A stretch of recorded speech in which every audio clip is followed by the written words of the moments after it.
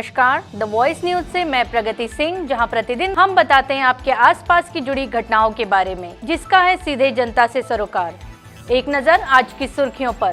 वलसाड जिले के उमरगाम तालुका की दहाड़ ग्राम पंचायत के नए सचिवालय भवन का लोकार्पण वित्त मंत्री कनुभाई देसाई के हाथों किया गया।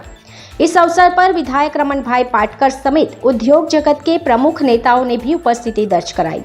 जिला पंचायत के सदस्यों समेत भाजपा के प्रमुख नेता भी कार्यक्रम में मौजूद रहे।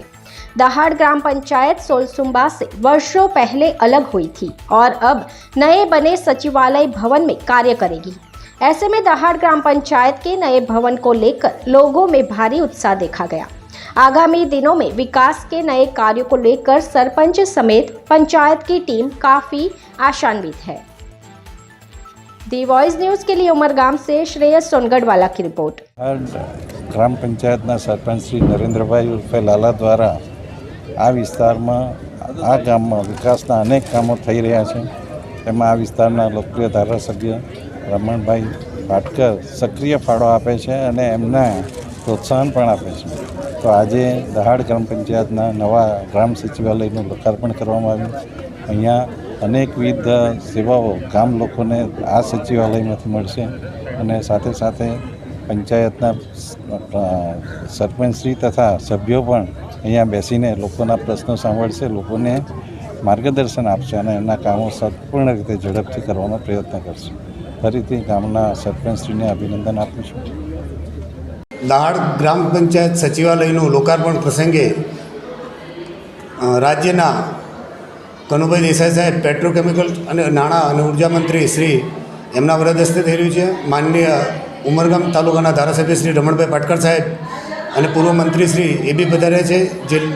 જિલ્લાના વડા નાયબ જિલ્લા વિકાસ અધિકારી ડીડીઓ સાહેબ શ્રી ચાપલોદ સાહેબ એ પણ આવ્યા છે અને ટીડીઓ સાહેબ તથા ગ્રામજનો ખૂબ હર્ષની લાગણી અનુભવી કે દેશ આઝાદ થયા પછીની પ્રથમવાર આવી સારી અમારી પંચાયતનું આજે લોકાર્પણ થયું।